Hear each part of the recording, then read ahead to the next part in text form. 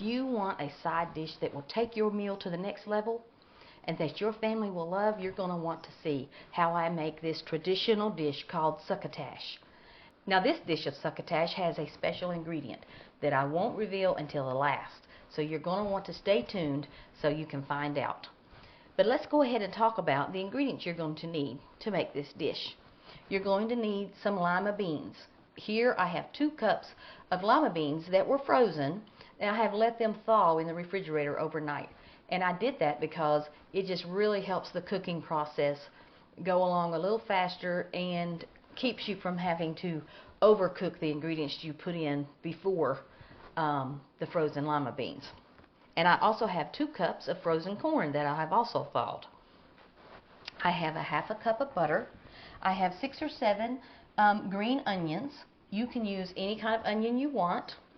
And I have 1 small red bell pepper. You can also use any color bell pepper you want. Here I have 1 cup of fried bacon. And my bacon was left over. But if you don't have any bacon left over, the first step you're going to want to do is go ahead and cut up some bacon and fry it. And you don't have to necessarily have a whole cup. It's up to you how much bacon you want to put. And then we have some salt, and we have some pepper, and we have our special surprise ingredient, which is going to take this dish to the next level. So the first thing I'm going to do is I'm going to chop up my pepper and my onion. I want to chop my bell pepper into fairly small pieces.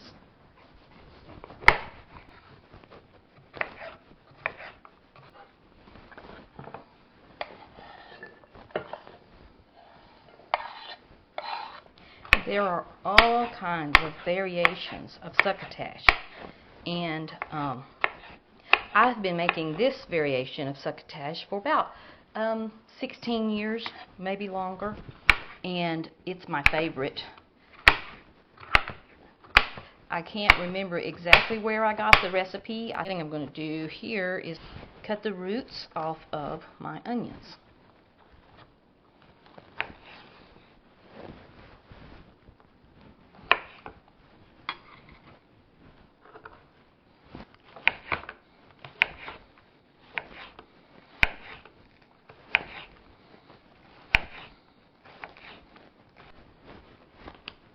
Okay, so I have my peppers and onions chopped, and I'll be honest with you, that is the most difficult part about making this dish.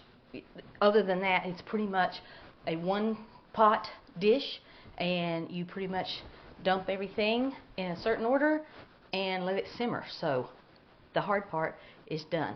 So now we're going to be adding things to our frying pan. And this is just a stainless steel frying pan.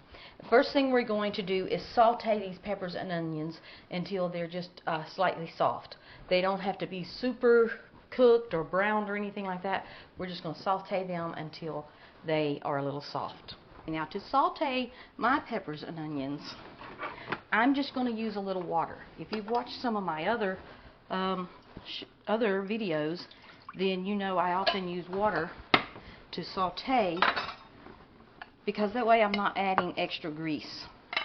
Now, if you want to saute yours in bacon grease or oil, feel free. But I just don't want to add the extra grease.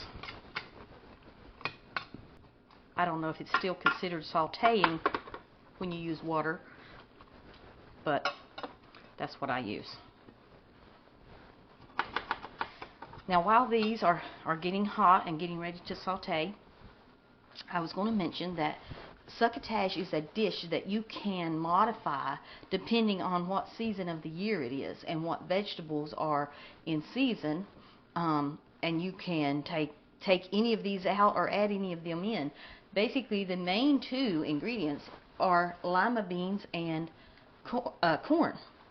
And some people use the big butter beans or other kinds of beans. You can even use green beans, whatever your favorite bean is, but I think lima beans is the most common. And in the Pilgrim days, the succotash was very common because they could use, winter squash or summer squash. depending on what season it was. They could use dried corn and dried beans, or they could use fresh beans or fresh corn. They even, I think originally, it was made with green corn, so the corn wasn't even ripened yet, which is interesting. And also, you can, if you don't like bacon, perhaps you don't eat pork, you can add other meats to this dish in place of the bacon. You can use chicken, fish, beef. I mean, just whatever you want to use. You can use hamburger meat. Really, succotash is a dish, a side dish that you can use the leftovers in your refrigerator, or something you have that may be about to go bad that you want to use, and you can put it together and make this delicious either side dish or main dish. And I believe by the time the water is evaporated from my pan, these vegetables will be done enough, tender enough. So the water is all gone from our pan. I'm going to add in my ½ cup of butter, and this is salted butter. You can use salted or unsalted. I'm going to add in my bacon.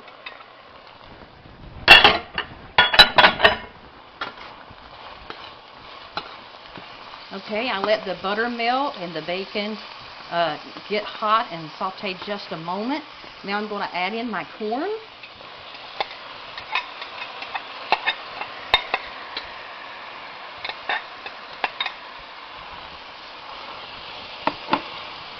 And I'm going to add in my lima beans.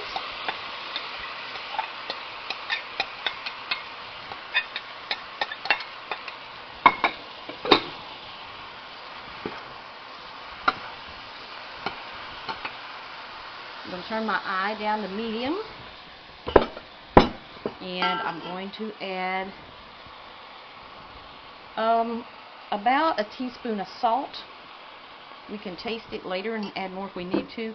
How much salt you add depends on if you are using fresh, frozen, canned vegetables. I'm adding a teaspoon of pepper. Actually, I'm going to add 2 teaspoons of pepper.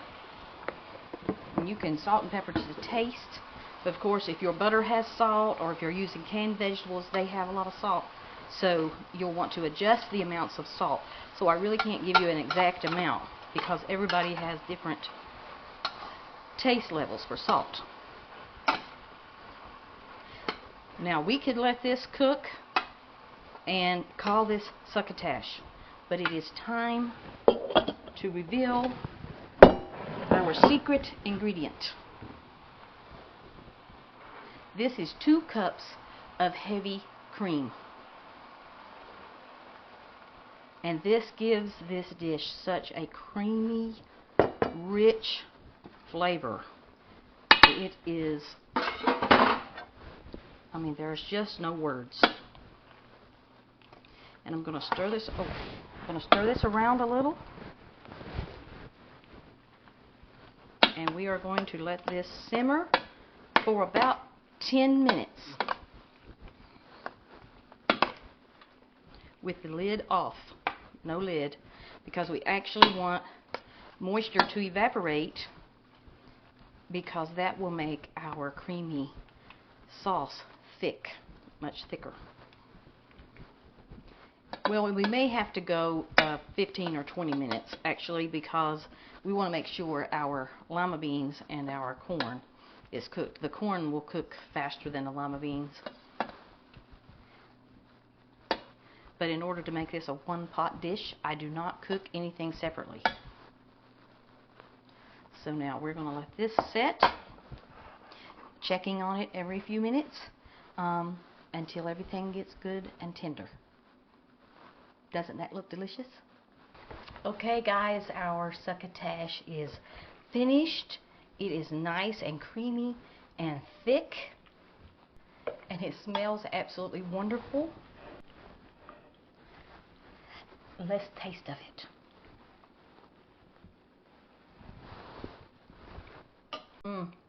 That is so good. You have got to try this. I know you're going to love it. One reason that I love this dish is because it is a dish the pilgrims might have had on their Thanksgiving Day, because it is made from the bounty of the harvest, and they were giving thanks to God. And we need to give thanks to God, and this dish reminds me that we should do that, because God is good and He is our provider. God bless. Bye-bye.